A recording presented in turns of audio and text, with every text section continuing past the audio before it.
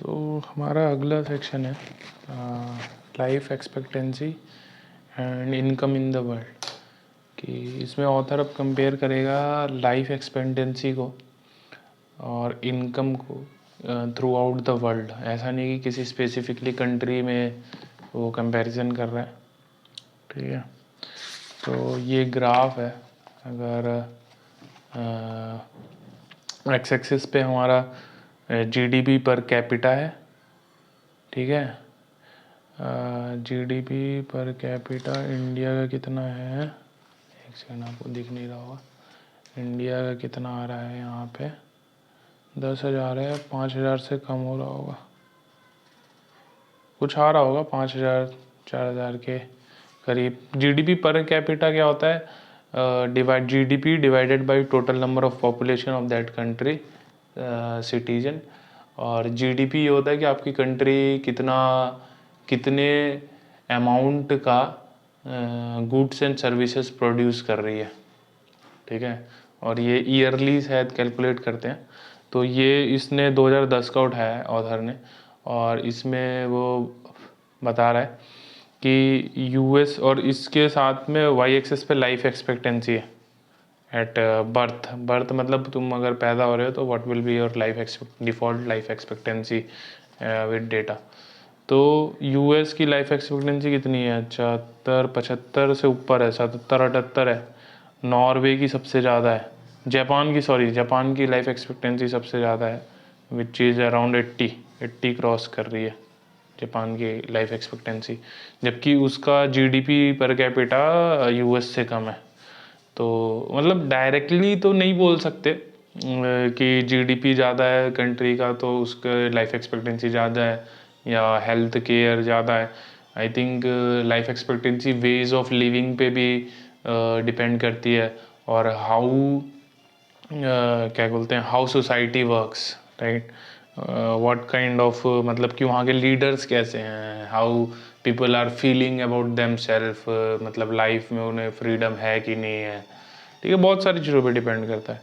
तो और जो ये एक जो हिंज पॉइंट दिख रहा है आपको ग्राफ में, ठीक है, ये दिख रहा है कि जीडीपी पहले लाइफ एक्सपेक्टेंसी कितनी है, 45 से बढ़ती बढ़ती बढ़ती फिर फ्लैटन आउट हो गई है, और यहाँ पे एकदम लो है 55। साउथ अफ्रीका में कितनी दिखा रहे हैं, 55-50 भी लोग पार नहीं कर पा रहे।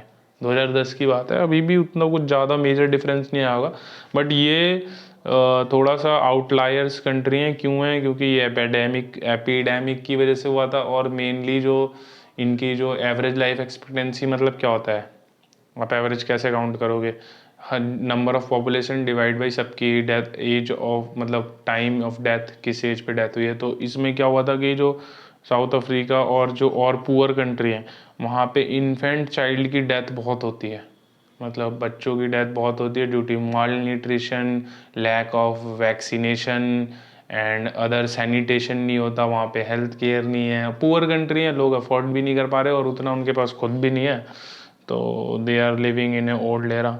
और वेयर एज जिसके पास पैसा है वहाँ पे मतलब चाइल्ड तो आई थिंक बॉर्न होगा हेल्थी वगैरह, और जो डिजीज़ेज़ हैं ज़्यादातर वो क्या बोलते हैं उसे, क्रोनिक डिजीज़, कार्डियोवैस्कुलर डिजीज़ेज़ हो रही हैं, जो कि ओल्ड एज पीपल में हो रही है। और जो कि ठीक है ना भाई, बंदा कितना साल जिएगा, मतलब according to me, if you are living crossing 70 then you have seen everything, ठीक है।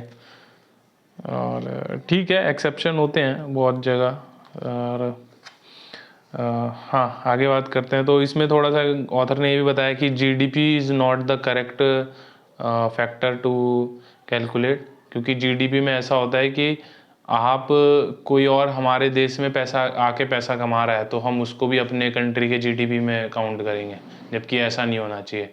जो हमारे कंट्री के सिटीजन्स हैं वो कितना आउटकम जनरेट कर रहे हैं, खाली उस पर काउंट होना चाहिए। बट ओवरऑल मतलब बहुत हाई लेवल पे बात करने की कोशिश की है, और ये रफ आइडिया हमें दे देता है। तो जो आपकी इनकम है, आपके कंट्री की इनकम है, वो आपके वेलबींग पे इफ़ेक्ट तो करती है, दैट द प्राइमरी पॉइंट।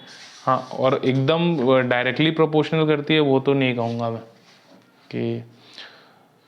तो और जो उसके बाद फिर नेक्स्ट हमारी बात यह है कि जो हेल्थ है, हेल्थ और वेल्थ, दोनों जो है आपके वेलबींग को डायरेक्टली इफेक्ट करेगी। वेलबींग मतलब वही कि आप कितने कंफर्ट में जी रहे हो, कितने हेल्थी अच्छे से जी रहे हो, और how satisfied you feel with your life.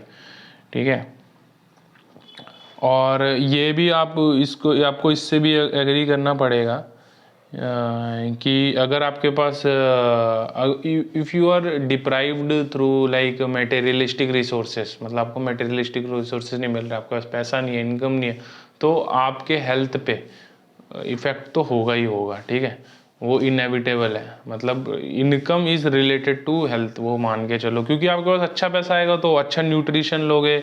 ठीक है, आपको साफ पानी मिलेगा, आपके पास साफ क्लाइमेट है, आप अच्छे क्लाइमेट में जाके रह सकते हो। ठीक है, आप अगर दिल्ली का पॉल्यूशन देखोगे, AQI 300, हमेशा 300 के पास रहता है, जो कि मतलब आप ऐसा समझो तो दिल्ली में रह रहा है, ठीक है, और कॉन्स्टेंटली रह रहा है, तो वो अपनी 5 से 6 साल लाइफ वैसे ही कम कर रहा है ड्यू टू पॉल्यूशन, क्योंकि उसको डिजीजेस तो पकड़ेंगी।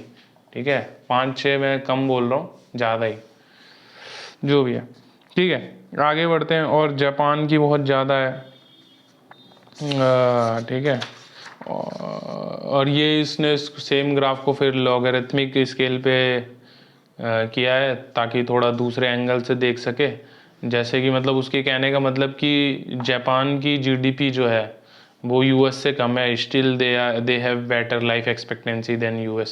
ठीक है, सिमिलरली, और वो बाकी कंट्री के बारे में बात कर रहा है, नाइजीरिया, साउथ अफ्रीका, कि इनके यहाँ एपिडेमिक्स आ रखे थे, HIV, एड्स वगैरह, और चाइना में एक और मतलब भुखमरी आई थी बहुत पहले, तो दे ऑल्सो मतलब contributed to the life expectancy which is not totally correct, मतलब पार्शियली डेटा है, बट वो उतना हमको लेके चलना पड़ेगा, क्योंकि हमारे पास करेक्ट डेटा नहीं है, तो आपको कुछ कुछ एजम्पशन खुद से ही लेने पड़ेंगे।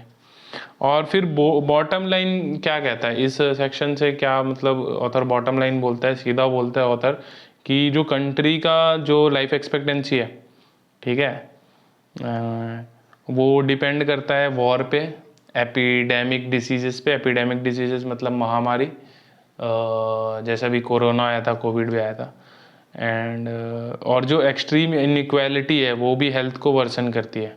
ठीक है, बट कह रहे हैं कि वॉर और एपिडेमिक्स डिजीज ज़्यादा होने के चांसेस कहाँ पे होते हैं, जो कि पुअर कंट्री है। ठीक है, rich country will be always benefited.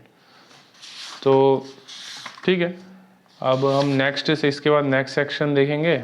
तो इसका तो वही लाइफ एक्सपेक्टेंसी का हम डायरेक्ट रिलेशन मान सकते हैं इनकम से, इसमें कोई दो राय नहीं है।